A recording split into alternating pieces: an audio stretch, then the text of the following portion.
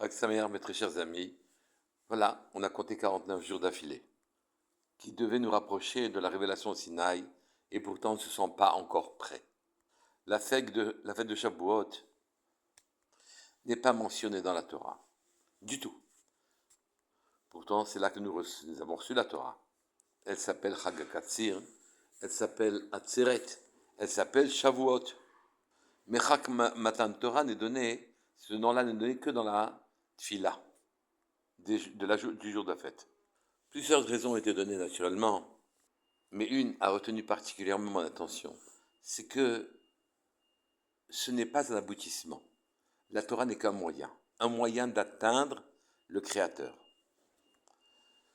Le Créateur qui souhaite, Hachem, qui souhaite que l'on nous rencontre et qui lui-même est infini, Ein Sof, ne peut être perçu par des créatures très limitées que par un intermédiaire. Cet intermédiaire, c'est la Torah. La Torah est un moyen d'atteindre Hachem. Kulam b'chokhma asita, tu as tout fait avec ta chokhma. Hachem a construit le monde avec sa sagesse. Il se confond avec sa sagesse. Et sa sagesse, il l'a mise dans la Torah. Des mots ont une intelligibilité.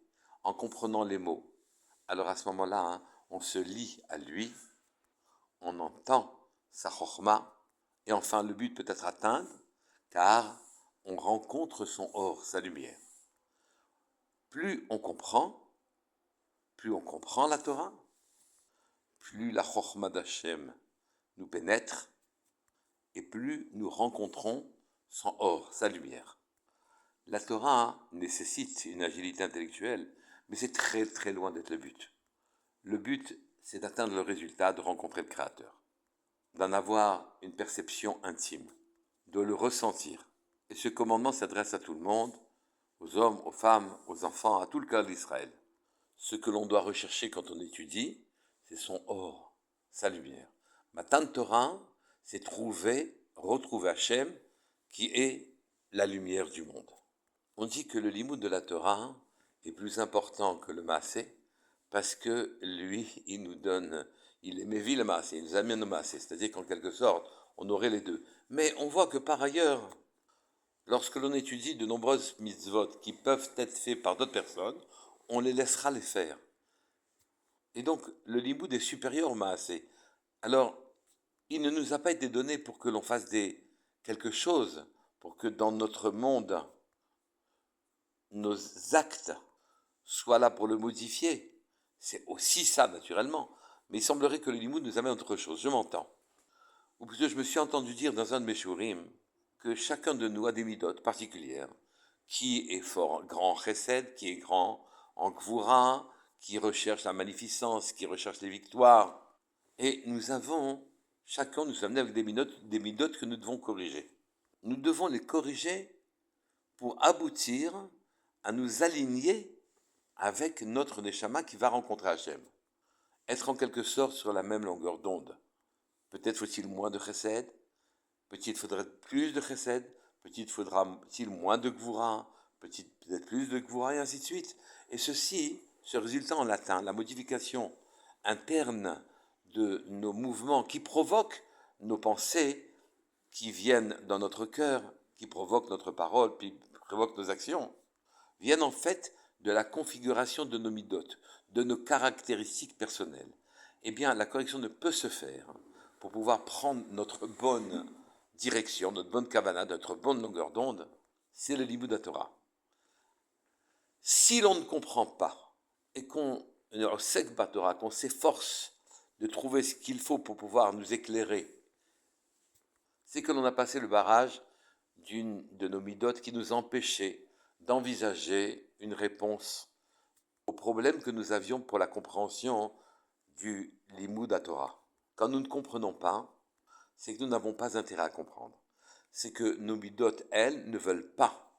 Notre personnalité, nos caractéristiques ne veulent pas que l'on comprenne.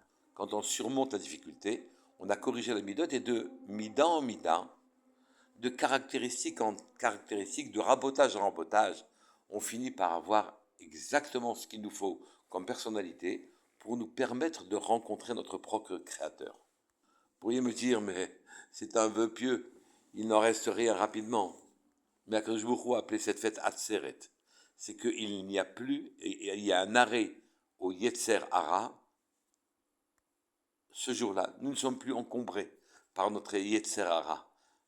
Il fuit devant la Malchoute et laisse le terrain libre. Le jour de Shavuot, qui est Atzeret, où on a arrêté de scruter tout ce qui nous apporterait un bénéfice quelconque dans notre position sociale, dans nos aspirations, nos appétits, et qu'on a fait de nous un désert pour ce qui est de notre matérialité.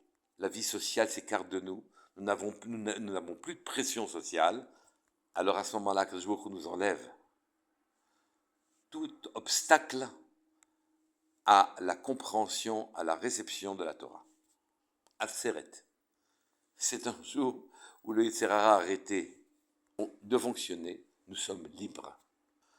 Al tikri charut ela cherut. Ne lis pas que les tables de la loi étaient gravées des mots d'Hachem, par les mots d'Hachem. Lis liberté. On s'est affranchi de toute contingence matérielle et sociale. La pression de notre Yetzer Hara, l'esprit mauvais qui nous emmène dans de direction n'existe plus. Le canal est ouvert entièrement vers Hachem. On reçoit la Torah, qui est le moyen d'atteindre par nos perceptions notre Créateur. Nos sens n'ont plus de limites et s'ouvrent à des perceptions inconnues. On voyait la voix d'Hachem au Sinaï. Toutes les limites sont abolies. Au Sinaï, Akadosh Baruch Hu a ouvert les 7 cieux pour nous montrer qu'il n'y a que lui. Notre intellect nous a faussement habitués à l'idée que de nombreuses sont les forces de l'univers auxquelles on doit, si ce n'est s'attacher, au moins que l'on doit respecter. Les 7 cieux se sont ouverts devant les yeux des bénis d'Israël, et ils ont vu le Créateur, il n'y avait plus de doute. Le peuple juif dans son entièreté allait devenir un peuple de prêtres pour servir le Créateur. Seul peuple à le percevoir, à l'entendre, à le voir. Que la fête de Shavuot soit pour nous tous un commencement vers une nouvelle vie, où notre profondeur peut s'exprimer, où les lumières célestes vont s'allumer pour nous, et que nous aussi, les 7 cieux s'ouvriront pour n'avoir à regarder que le Créateur, Chag Sameach.